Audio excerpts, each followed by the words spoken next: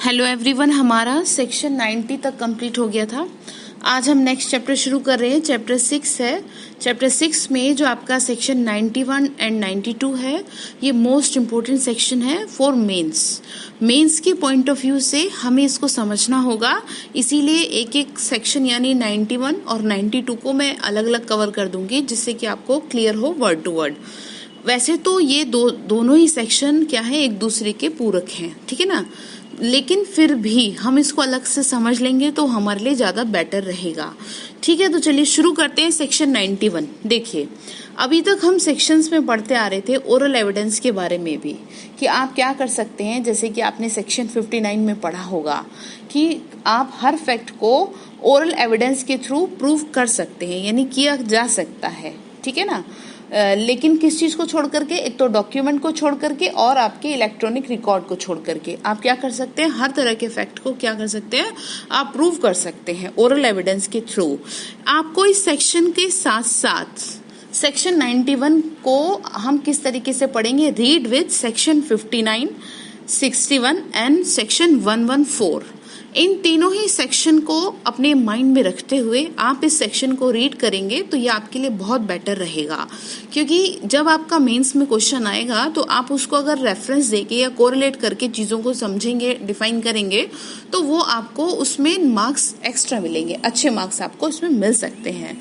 ठीक है, तो चलिए मैं शुरू करती हूँ। इसमें लिखा हुआ है 59 में, मैंने आपको बता दिया।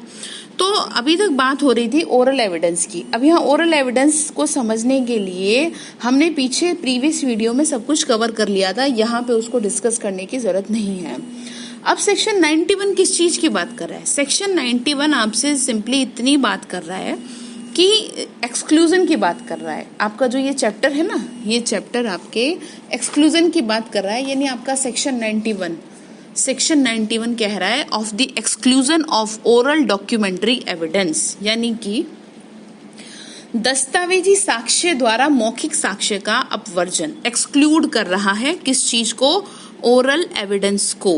मैंने आपको बताया था कि कोई भी अगर आपको कोर्ट में कोई भी चीज आपको प्रोड्यूस करनी है या कोई भी चीज साबित करनी है तो documentary evidence is a best evidence, और उसके रेफरेंस में primary evidence is a best evidence. ठीक है, तो यहाँ पर जो आपका सेक्शन 91 है वो ये कह रहा है, जो इसका मतलब ये कहूँ, इसका जो एक जनरल रूल है वो क्या है, यहाँ पे ये कहा जा रहा है कि कोई भी डॉक्यूमेंट यानी दस्तावेज लिखित द्वारा ही साबित किया जाना चाहिए।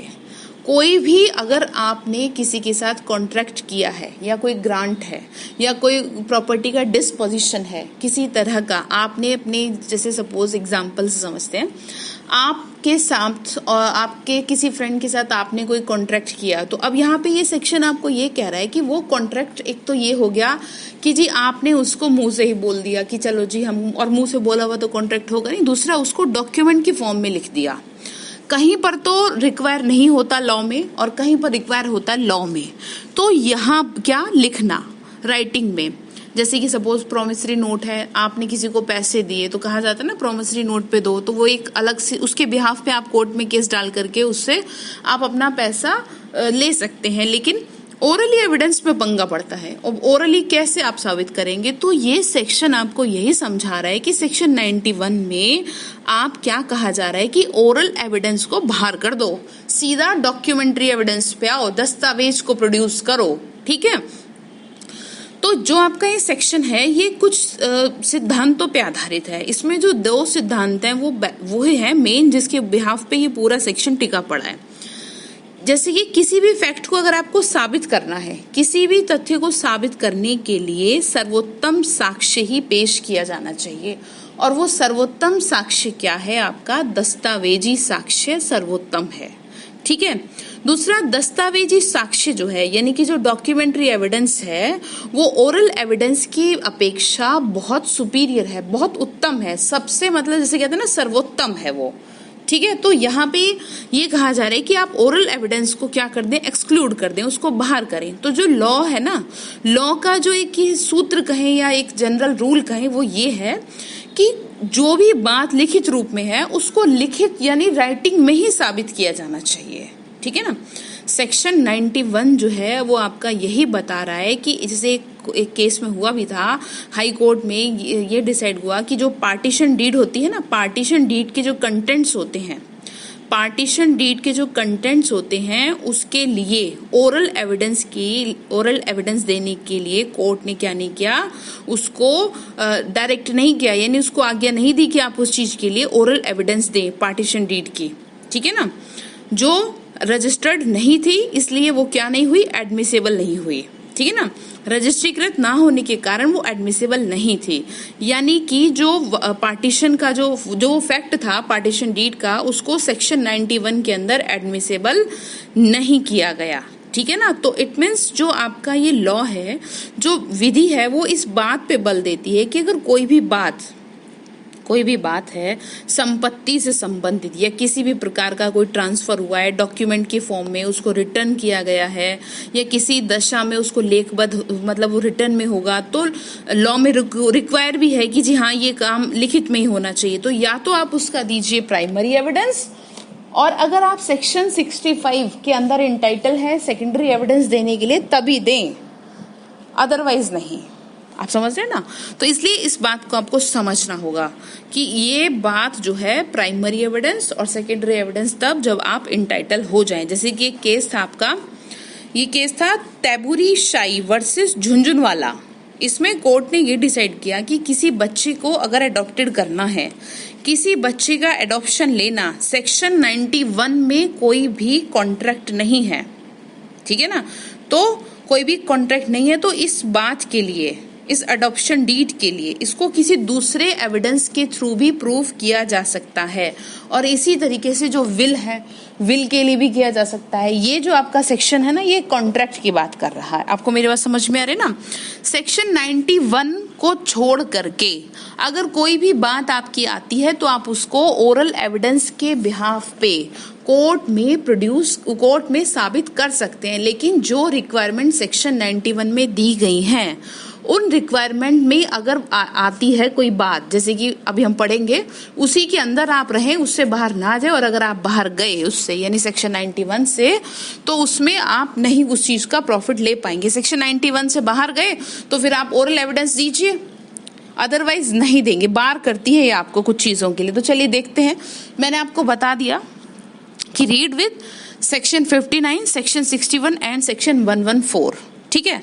तो इतनी बात क्लियर। अब यहाँ पे देखिए क्या लिखा है इसमें लिखा है कि कोई कॉन्ट्रैक्ट या कोई ग्रांट या फिर कोई अदर डिस्पोजिशन ऑफ प्रॉपर्टी, ठीक है, किसी भी तरह का कॉन्ट्रैक्ट हुआ। सपोज मैंने आपको बोला ना, आपके और आपके फ्रेंड के बीच में कॉन्ट्रैक्ट हुआ, जिसमें कि आपने कॉन्ट्रैक्ट किया कि जी तुम मेरे को जो है ये सामान भेजना और मैं तुम्हें इतनी तारीख को ये पैसे दे दूंगा, ठीक है। कॉन्ट्रैक्ट हुआ रिटर्न में, जबकि आपने अपनी मर्जी से उसे रिटर्न में लिखा, ठीक है।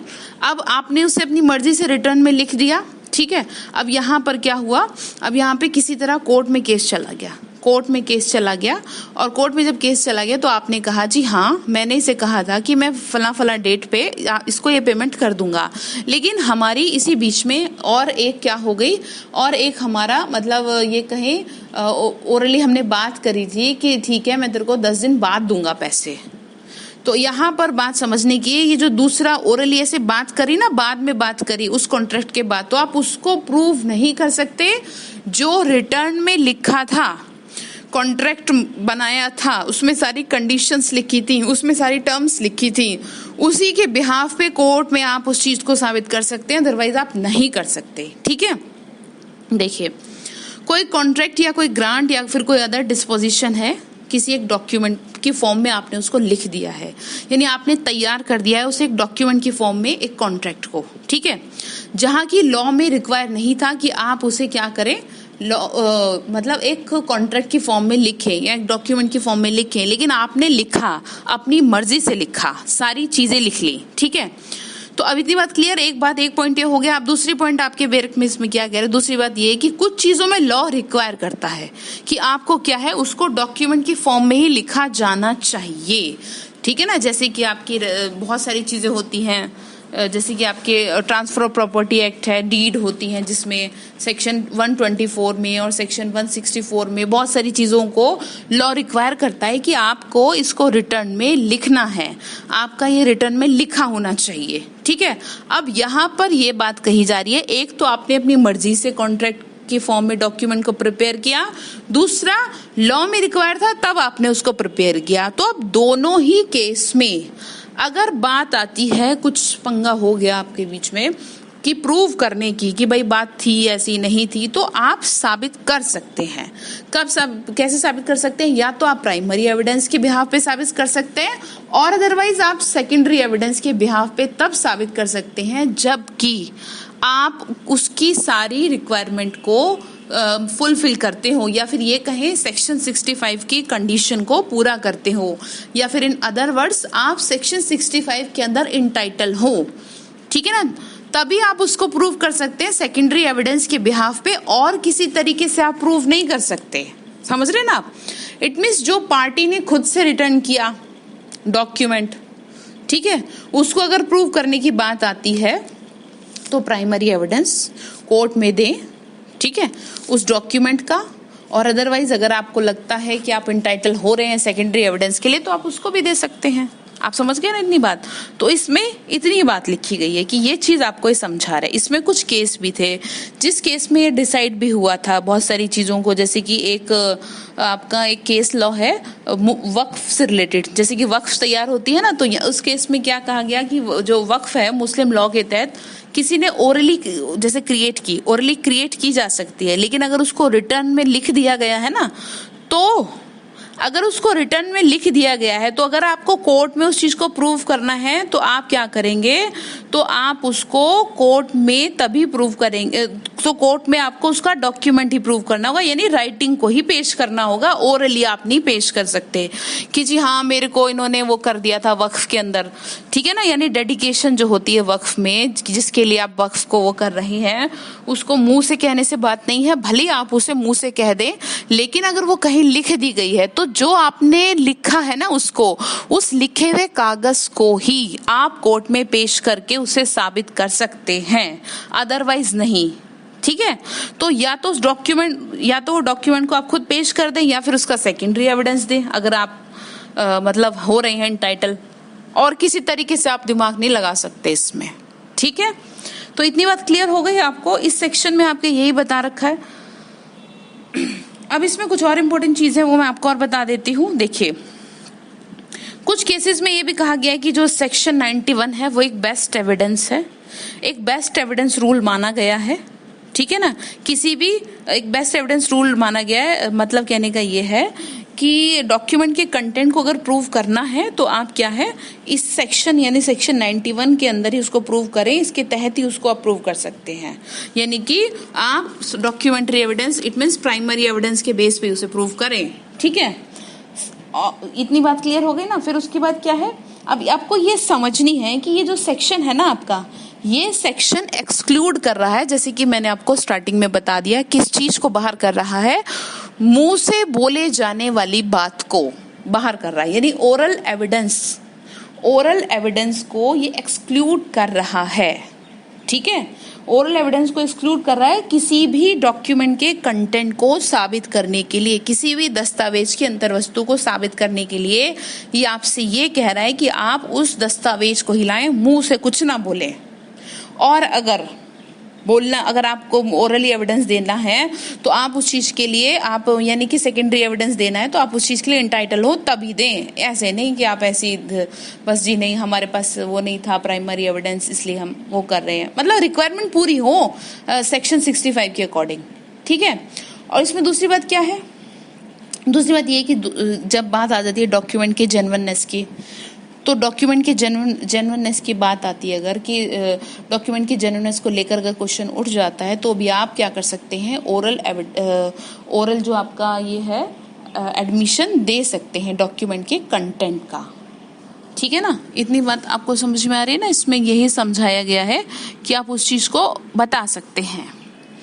दूसरी चीज इसमें ये इंक्लूड की गई है। अब इसके कुछ एक्सेप्शन है। ठीक है, एक्सेप्शन को आपको बिल्कुल भी नहीं भूलना, क्योंकि अक्सर एक्सेप्शन से पूछता है, सीधी सीधी बात नहीं पूछी जाती लॉ में। पूछ भी दे तो एक्सेप्शन मस्ट है, एक्सेप्शन को कभी नहीं छोड़ा जाता।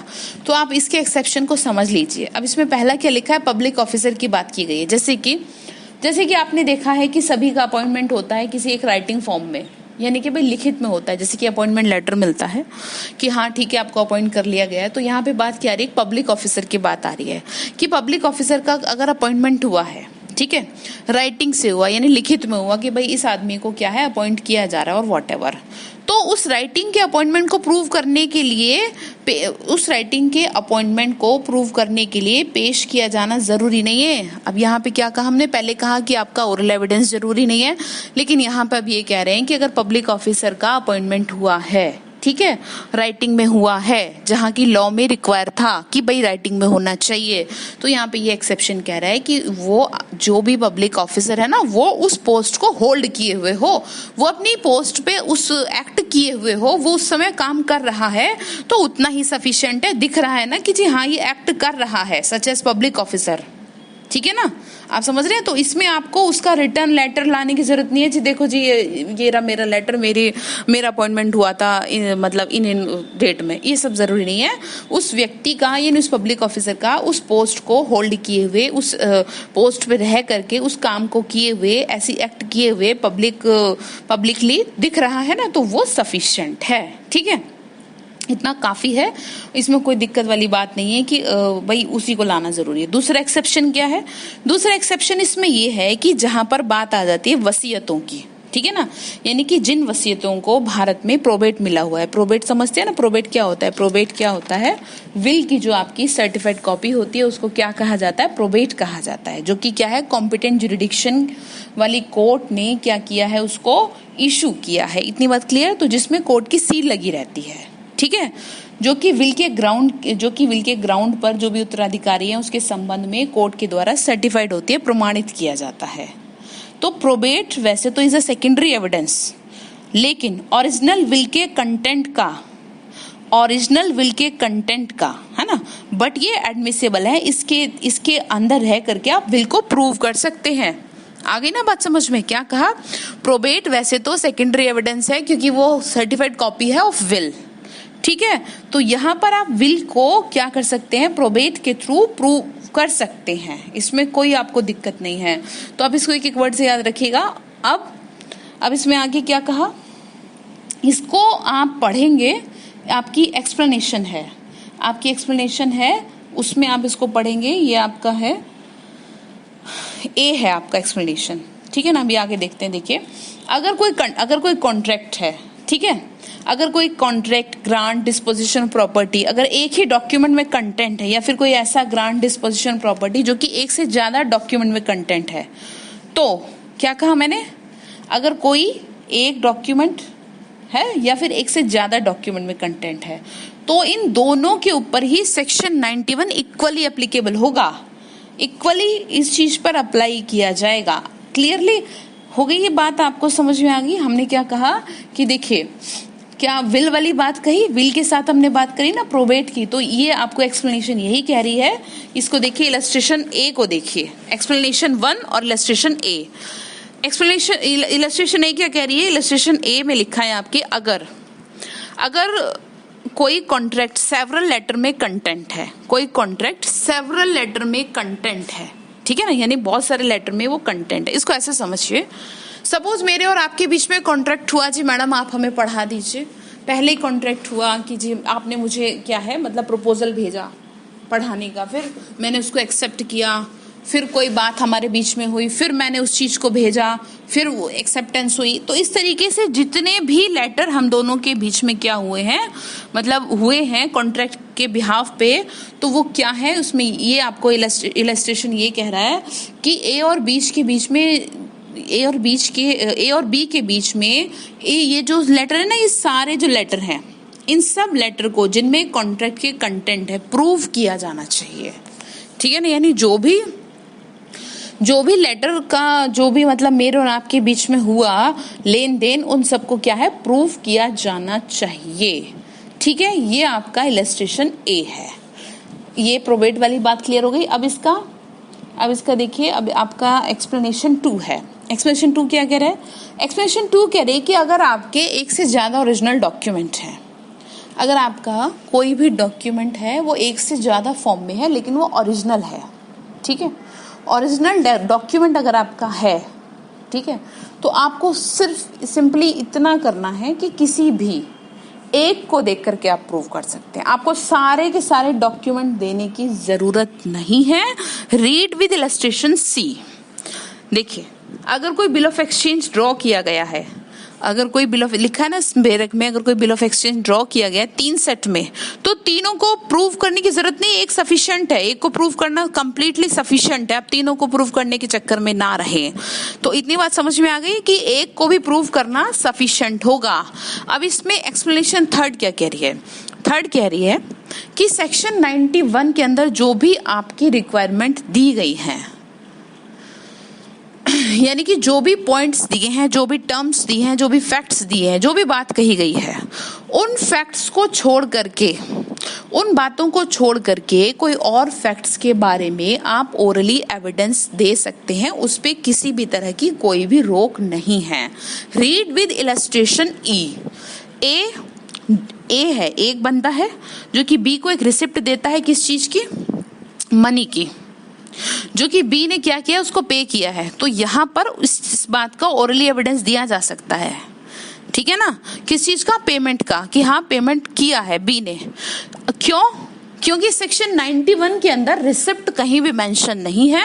3 चीजें मेंशन है, प्रॉपर्टी ऑफ डिस्पोजिशन, कॉन्ट्रैक्ट और grant in any other of property. Is that clear? इस सेक्शन में आई होप अब कुछ कंफ्यूजन नहीं होनी चाहिए आपको।